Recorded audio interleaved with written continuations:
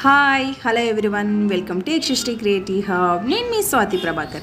ఈరోజు మీకు చూపించబోయే రెసిపీ వచ్చేసి పిల్లలకి ఎంతో ఇష్టమైనటువంటి హనీ కేక్ చూపించబోతున్నాను. చాలా టేస్టీగా ఉంటుంది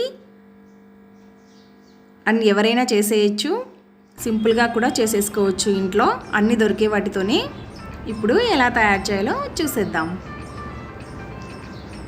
ఇప్పుడు ఒక కేక్ టిన్ తీసుకున్నాను. మీరు ఇంట్లో మందంపాటి గిన్నె అయినా తీసుకోవచ్చు. ఇలా ఆయిల్ వేసుకొని మొత్తం గ్రీస్ చేసుకోవాలి. సైడ్స్ కూడా మొత్తం అప్లై చేసుకోవాలి ఆయిల్. ఇప్పుడు మైదా పిండి ఉంటుంది కదా, అది తీసుకొని మొత్తం స్ప్రెడ్ చేసుకోవాలి. సైడ్స్ మొత్తం అంతా స్ప్రెడ్ చేసుకోవాలి. అప్పుడే కేక్ అనేది అడుగంటకుండా ఉంటుంది. ఇలా మొత్తం స్ప్రెడ్ చేసుకొని పక్కన పెట్టుకోవాలి. ఇప్పుడు ఇంకొక బౌల్లో 1/2 కప్పు షుగర్ పౌడర్ తీసుకున్నాను. షుగర్ అయితే 1/2 కప్పు తీసుకోవాలి. ఇప్పుడు 1/2 కప్పు ఆయిల్ తీసుకున్నాను. మీరు బటర్ అయినా తీసుకోవచ్చు ఆయిల్ ప్లేస్లో, లేదంటే నెయ్యి కూడా వేసుకోవచ్చు. నేను ఆయిల్ తీసుకున్నాను. ఇవి బాగా ఒకే డైరెక్షన్లోని ఇలా కలుపుకోవాలి. స్పూన్తో కానీ ఇలాంటి బీటర్ ఉంటే బీటర్తో కూడా చేసేసుకోవచ్చు. ఇలా ఒకే డైరెక్షన్లోనే కలుపుకోవాలి. ఇలా కలుపుకున్న తర్వాత 1/2 టీ స్పూన్ బేకింగ్ సోడా వేస్తున్నాను.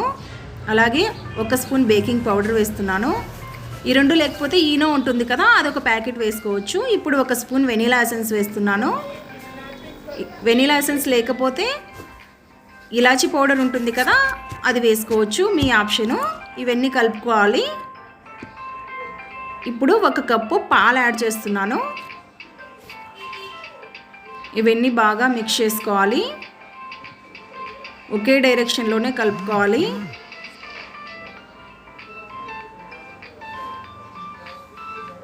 ఇప్పుడు మైదా పిండి కొద్ది కొద్దిగా యాడ్ చేసుకుంటూ కలుపుకోవాలి.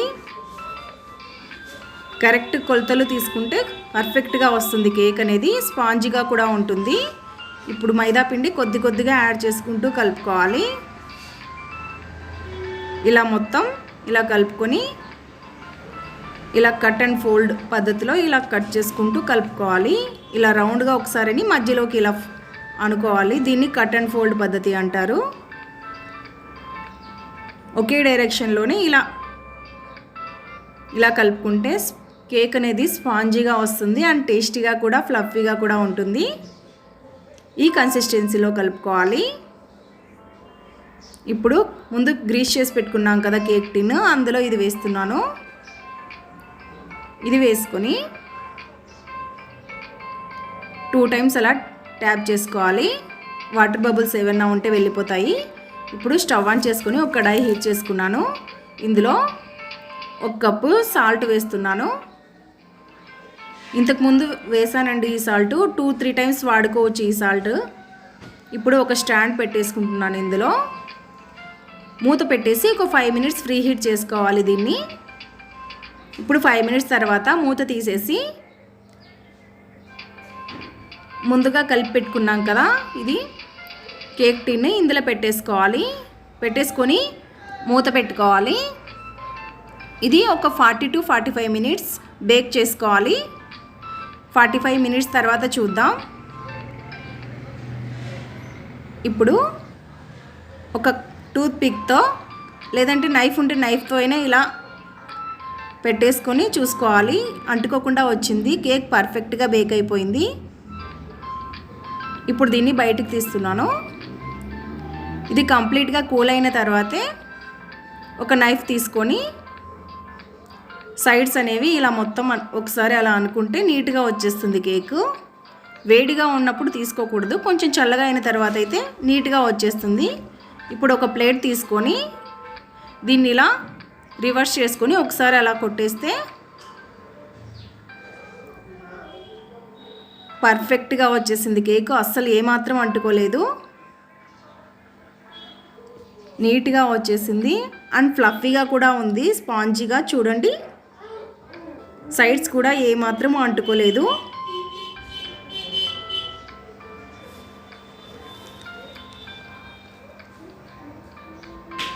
ఇప్పుడు ఒక కడాయి తీసుకొని ఇందులో 2 స్పూన్స్ షుగర్ వేస్తున్నాను.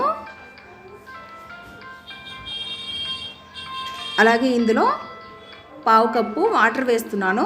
షుగర్ సిరప్ ప్రిపేర్ చేస్తున్నాను. ఇప్పుడు ఇది బాగా మెల్ట్ అయిపోవాలి. ఒక 2-3 మినిట్స్ అంతే, మెల్ట్ అయ్యేంత వరకు ఉండేసి సరిపోతుంది. ఇలా కలుపుకోవాలి.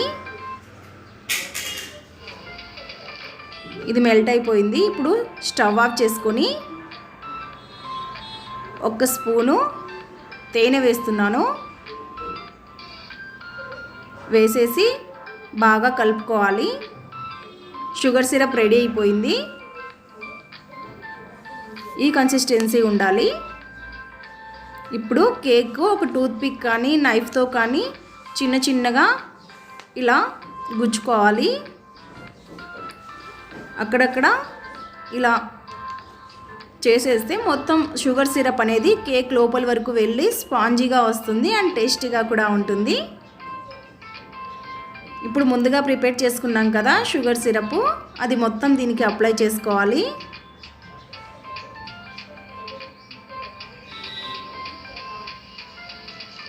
చుట్టూ మొత్తం సైడ్స్ కూడా మొత్తం అప్లై చేసుకోవాలి.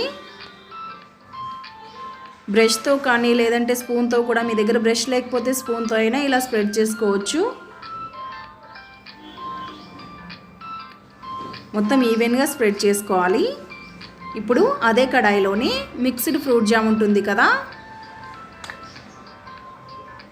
అది ఒక 3 to 4 స్పూన్స్ వేస్తున్నాను.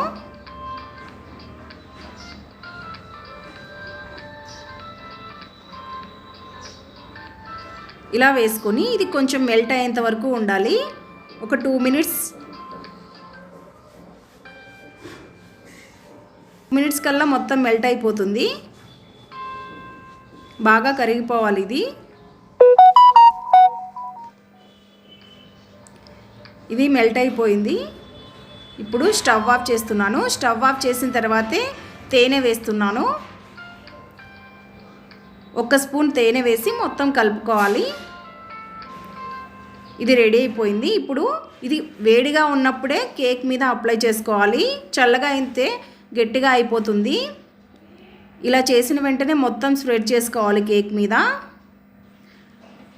లేదంటే గట్టిగా అయిపోతుంది ఇది.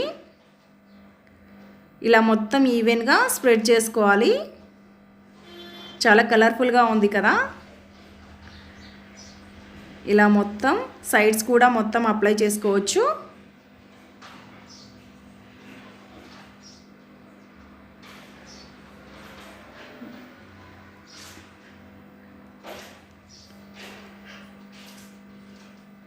ఇది రెడీ అయిపోయింది.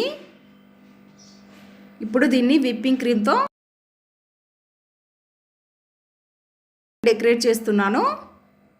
చెర్రీస్తో డెకరేట్ చేస్తున్నాను. విప్పింగ్ క్రీమ్ ఎలా తయారు చేయాలో డిస్క్రిప్షన్లో ఇస్తాను లింకు, ఆ వీడియో చూడండి. చెర్రీస్తో ఇలా డెకరేట్ చేస్తే చాలా కలర్ఫుల్గా కనిపిస్తుంది.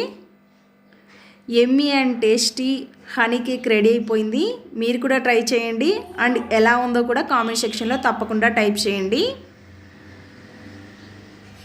ఇప్పుడు కట్ చేసి చూపిస్తాను మీకు. చాలా నీట్గా పర్ఫెక్ట్గా వచ్చేసింది హనీ కేక్ అండ్ కలర్ఫుల్గా కూడా ఉంది. మీ పిల్లలు ఇలా పెట్టేశారంటే ఒక్క పీస్ కూడా వదలకుండా తినేస్తారు. ప్లీజ్ నా వీడియో నచ్చినట్టయితే లైక్ చేయండి, షేర్ చేయండి, సబ్స్క్రైబ్ చేయండి. అలాగే నా వంటలు ఎలా ఉన్నాయో కామెంట్ సెక్షన్లో తప్పకుండా టైప్ చేయండి, మర్చిపోకండి. Thank you.